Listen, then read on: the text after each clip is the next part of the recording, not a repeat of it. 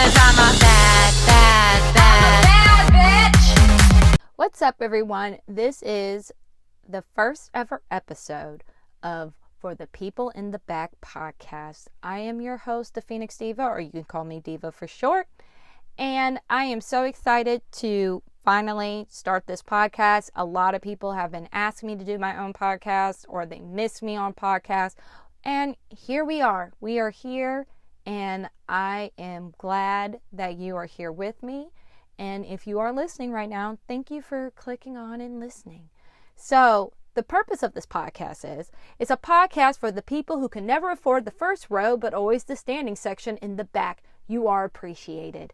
Now, today, for the first ever episode, I really want to talk about Amanda Bynes. I know that the world is talking about Will Smith and Chris Rock right now, but no, I don't know about you guys. I'm tired.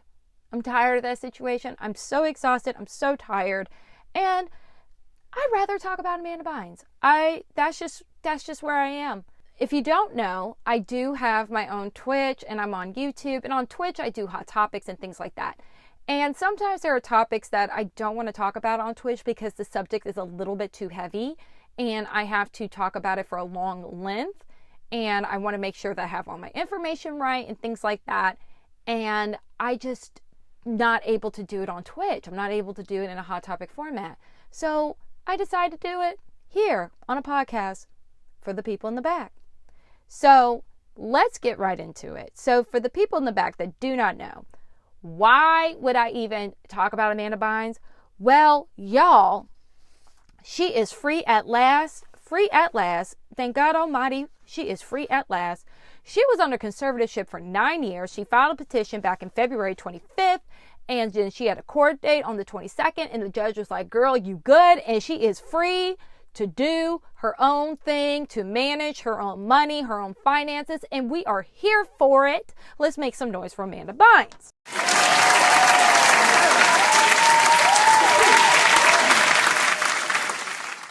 For the people in the back that don't know, who the hell is Amanda Bynes? Which, first off, if you don't know who Amanda Bynes is, I just aged like 5 years. Like, I know I'm not a, young, but damn. So, for the people that don't know who Amanda Bynes is, Amanda Bynes had first started, her first big come up was being on All That. And she got onto the show All That was on Nickelodeon. I think they did a reboot recently. I don't know if it's still on, so I think it's still there. But there was a show called All That on Nickelodeon, and it was like the kids' version of Saturday Night Live. And the show the show is still funny. Like, you can go watch an old episode and you can still laugh because the people that they selected there are so talented. Like, Nick Cannon was on All That. Kenan Thompson was on All That. Kel Mitchell was on All That. A lot of the people that were on All That, they're still working in the industry. Amanda Bynes was on All That too. And so was Jamie Lynn Spears. Britney Spears' little sister. She was in All That too. Just thought to add that. So she started All That at 10 years old. Before that, she was doing commercials and stuff. She got an agent at 7 years old. She was discovered at the Laugh Factory, where she was actually doing stand-up. Like, imagine a little kid doing stand-up, like on the stage with a mic, cracking jokes to adults. And you're like a little ass kid. Like, the balls. Amanda Bynes, I'm sorry, she was that bitch. All facts. She was that bitch. So Amanda did All That. Then when she turned 13 years old, she got her own I wouldn't even call it a spinoff. Like, she had her own goddamn variety show at 13 years old called The Amanda Show, which the theme song, if your name's Amanda, I'm with you on how we were terrorized with the damn theme song. Like, people go, Amanda, because the theme song went, Amanda show. And if your name was Amanda, you had that said to you several times. I should have said trigger warning before I did the theme song for all the Amanda listeners. We're here. I'm here with you. So she did the Amanda Show when she was 13 years old. Now, this is the thing about the Amanda Show. Like, Amanda Bynes literally this bitch provided, incomes for homes. Okay? And I'm going to tell you why. On the Amanda Show, Drake Bell and Josh Peck was on that show.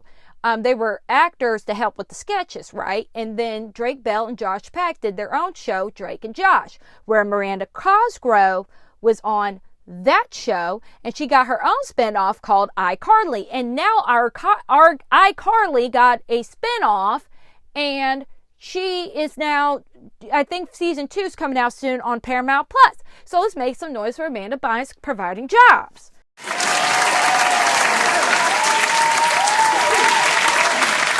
Let's make some noise for her. Good on her. Good on her. So she did so after the Amanda Show, while she was on the Amanda Show, she did the movie called Big Fat Liar, and I think it was with Frankie Muniz. Then she did the movie in 2003 called What a Girl Wants. In 2005, she did a movie, Robots. She did voice Piper, and Robin Williams was in that movie. Shout out to Robin Williams, legend. And then another movie that a lot of people know. This was during the tween period, for the people that don't know. Well, what's that movie, What a Girl Wants? I never heard of it. Or what's that movie, She's the Man? I never heard of it. Like in the early 2000s, like the 3 power girls when it came to tween movies was Hilary Duff, Lindsay Lohan, and Amanda Bynes. Like, these are facts. It was those 3 girls. Those 3 girls ran that shit. They ran fucking tween movie Hollywood, like tween teen movie Hollywood. It was those bitches. Now, yes, the Olsen twins, they ran the straight to home video division. Don't get it fucked up. But Amanda Bynes was tearing it up in that goddamn movie theater. Don't get it twisted, okay? So, while she was doing those movies, she was on a television show from 2002 to 2006 called What I Like About You. And then after that, she did another big movie, Hairspray, with Zac Efron. And then her last movie was Easy A, where Emma Watson was in that movie, which I don't know about you guys, but that's when I was first introduced to Emma Watson. I'm just saying that's just how I feel. I didn't know who Emma Watson was before Easy A. I'm not going to say that was Emma Watson's first role. I'm just saying I don't recall her. But so in the case of pettiness, let's make some noise for Amanda Bynes giving Emma Watson a career too.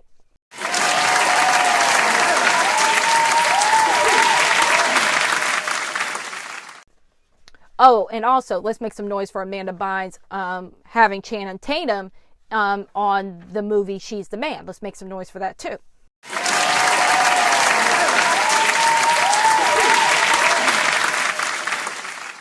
You see, Amanda provides jobs, okay? People want to forget about Amanda Bynes, but Amanda Bynes was running that shit, honey. Running that shit. So after she does Easy A, she was 27 years old, and this was in 2010, and she was like, yeah, bitch, I'm done. She put out a tweet. She was like, I don't want to do it anymore. I'm done. And she said that she wanted to get into fashion, which, true story, I still own a shirt. When she had a fashion line, it was like this like really old store. I can't name the store. And it was called Deer. That was her fashion company. It was called Deer. And I still own that shirt to this day. So I doubt if Amanda Bynes will ever hear this. But Amanda, yes, bitch, I still have your shirt when you had your Deer fashion house. I still have it. It's in my closet where I'm currently recording at. Like I said, Amanda Bynes, you're my bitch. As a whole fact. So regarding the conservatorship, you're probably wondering, like, how did she even get into a conservatorship? It seems like she had, like, a really solid career. She was doing really good for herself and things like that.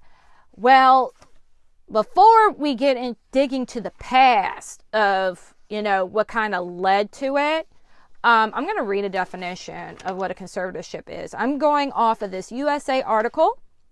What is a conservatorship? When a person is considered to have a severely diminished mental capacity, a court can step in and grant someone the power to make financial decisions and major life choices for them. Specific conservatorship laws and limitations vary per state. In California, conservatorship is defined as a court case where a judge appoints a responsible person or organization to care for an adult who cannot take care of themselves or their finances.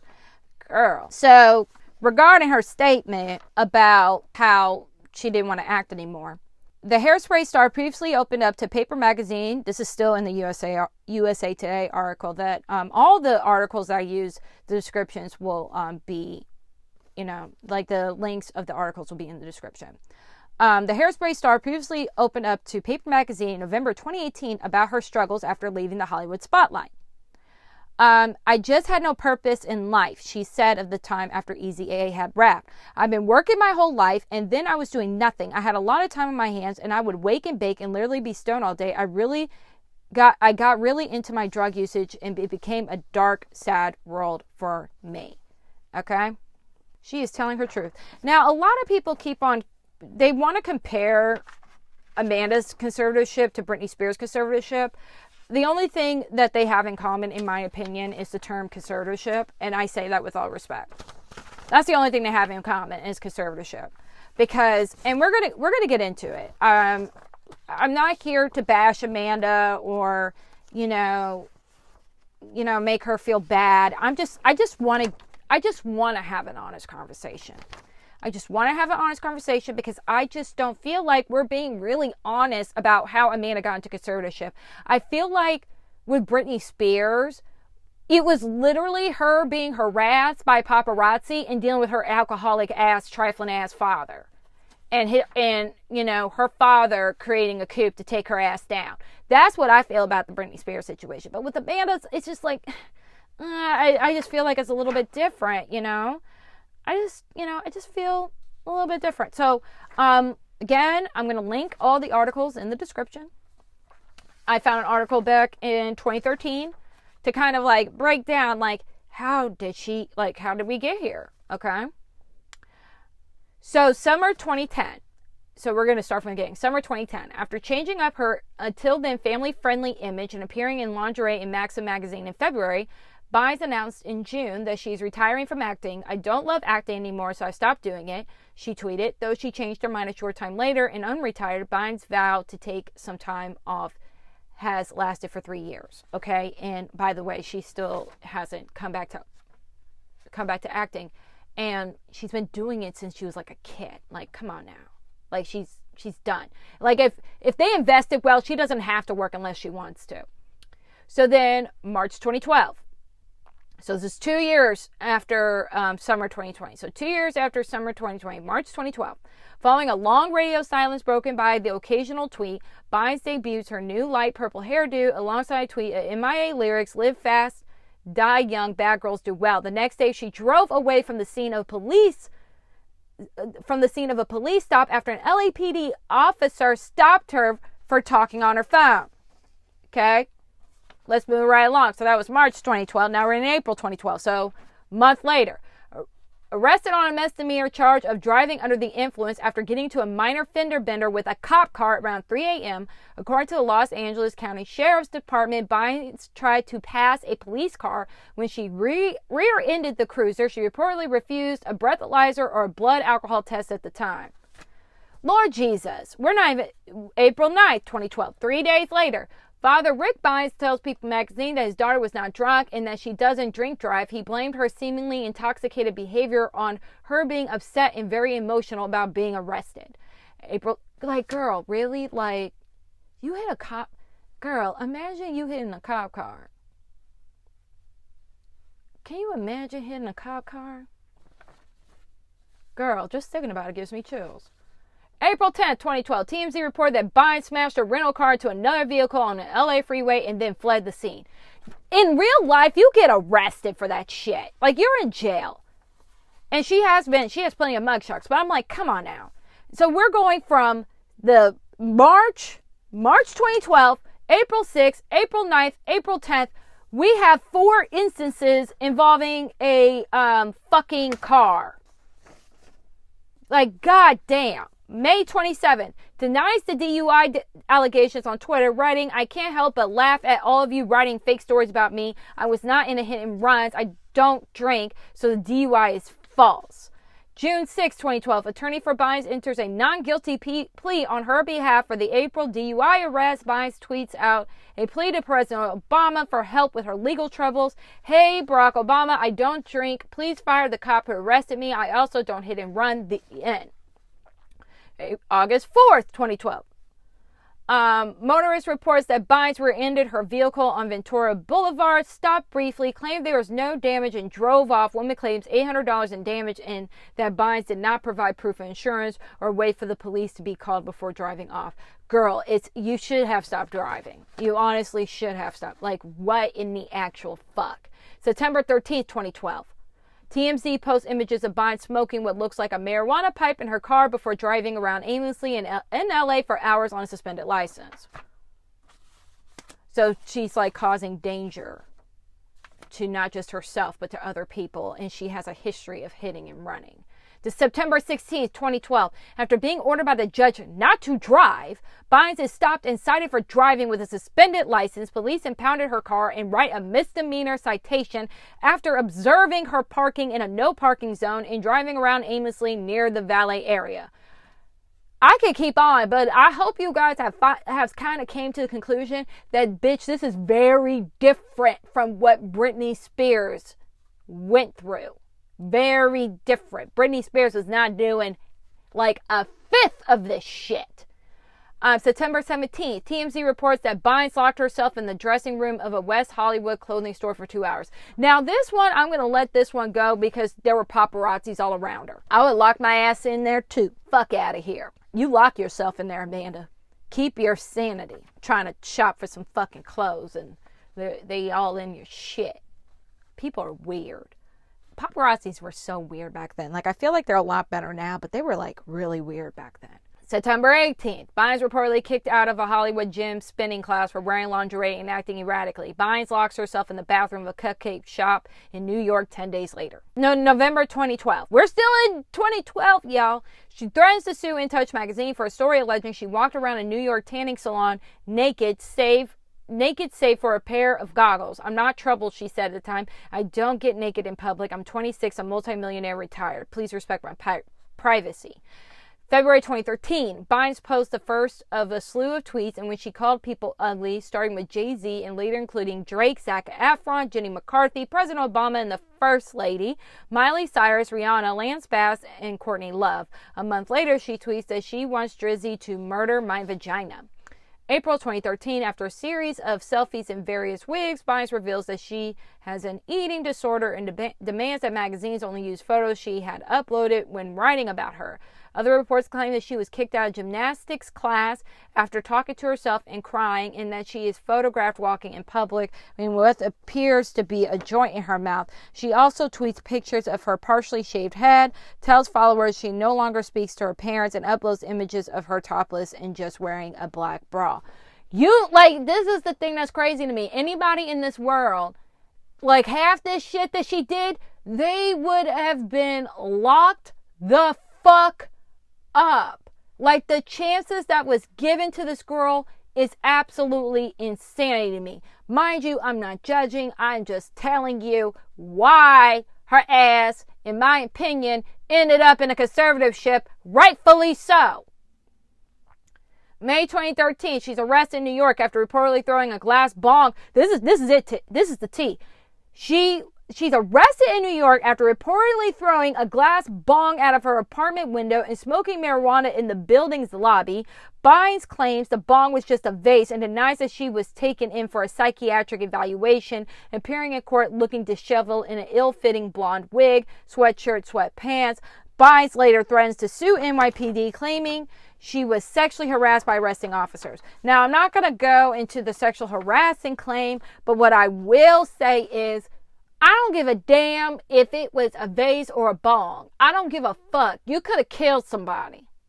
That's the main thing. You could have killed somebody, because these buildings in New York are high as shit. And I don't know if you guys know about gravity, but as high as her ass was, and you throw something out that fucking window and it hits somebody, they're dead. If they ain't dead, they hurting for a while, okay? She could have killed somebody. And then she's going to say, oh, it wasn't a bong, it was a vase. Bitch, does it matter? Does it matter? The fuck? After the arrest, she lashes out via Twitter at Rihanna for being not pretty enough and writes that she's allergic to marijuana and alcohol, is getting a nose job and prepping a career as a rapper. Beefs ensues with Courtney Love, and the NYPD announces that no evidence can be found to support Bynes' sexual harassment claims. I'm not touching the sexual harassment. Not doing that. July 9th, 2013, Bynes arrives in court for a bong-tossing hearing wearing a blue-tinged wig and is reportedly videotaped a day later walking with an odd gait down 58th Street in her platinum wig. July 22nd, 2013, Bynes put on a 5150 involuntary psychiatric hold after reportedly starting a fire on a random stranger's driveway in Thousand Oaks, California, near her childhood home. She was also reportedly asked to leave a nearby retirement community the day before after management accused her of being drunk and trespassing. A Los Angeles judge agrees to extend Bynes' involuntary psych hold to 30 days, and her parents are granted temporary conservatorship, allowing them to take control of her affairs. Yeah, they need to step in. Because she was going to kill somebody, y'all. She was going to kill somebody. And when you're 28 years old, no, she was 27 when she got into conservatorship. So when you're 27 years old and you're a multimillionaire, you've been working since you were a kid, you got more money than you know what to do with, right? And when your parents say, now Amanda, don't do this, now Amanda, don't do that, you're going to tell them to go fuck themselves. Are you serious? You are going to tell people to go fuck themselves, okay? You are going to do it. After years of work on her mental health, Amanda Bynes and her mother have agreed to end the conservatorship the actor has been under since 2013. They talk about, but in 2013, when she was 27 years old, she was placed on a conservatorship after erratic incidents, including allegedly setting fire to a driveway. You notice how they, skip over all the DUIs and shit, and, how she was, him running people, and her throwing a fucking bong out the window? You notice how they, skip all that part? The multiple arrests, her hitting a cop car and running away? Her attorney, David, says her parents were concerned about her well-being and it seemed like the right thing to do at the time. I'm sorry, I agree. The following year, Bynes tweeted that she was diagnosed as bipolar, was on medication, and seeing psychologists and a psychiatrist every week. So she clearly had a problem. And she worked hard. She got herself together, And, she's good now. She's good now. She's free, and I'm happy for her. I really, really am. I don't really agree. I don't know if you've seen a picture of her, because the pictures they're putting up on her, that ain't her, folks. That's like her back in 2010. She got a whole heart on her cheek, which I don't know about that, but she got a whole heart. It looks like she, grabbed a pen and, put it on her face, a heart. So these, cute pictures that they have of her, girl, she got a heart on her face. Basically, to end this segment, my final note is, please don't compare this to Britney Spears. Please don't. Please don't do it. Amanda's parents, in my opinion, were left with no choice. She was doing DUIs. She was running from the police. She was throwing bongs out the window. She was out of control. And I'm sorry, when you are a multimillionaire, you've been making the money, paying the bills all your life. The power dynamic between a mother and a child, or a parent and a child, is very, very different, because when you're the one paying all the bills, okay, it's very hard for your parents to tell you what to do, because the parents lose the power and the authority. I'm sorry, but that is what it is. And parents could tell her all the time, Amanda, you need to slow down. Amanda, you need to get help. Amanda, you need to get help. Da-da-da-da. She's lucky she didn't kill somebody, honestly. She's really, really lucky. So that's why I don't like comparing this to Britney Spears. I don't like doing it. I think Britney Spears is exhausted and her dad sucks, and she wasn't in the best environment. Where I feel like with Amanda, I feel like her parents came out sincere, especially since this is the first time that she tried to get out of the conservatorship and they let her out. 9 years, they let her out. Okay? Where with Britney Spears, it took a whole army in social media to get that shit together. Britney couldn't talk to anybody on the phone. Britney couldn't do anything. Where I'm reading reports that her parents saying, Amanda, you need to go to treatment. That's how I see it. Now, thank you for listening. I hope you enjoyed this first episode. I'm going to try to upload these weekly. It depends if I have a topic or not. But I am really excited about this venture. And I hope you guys enjoyed this podcast. Okay. Till next time. And remember one thing. I love you. Bye-bye. Mwah.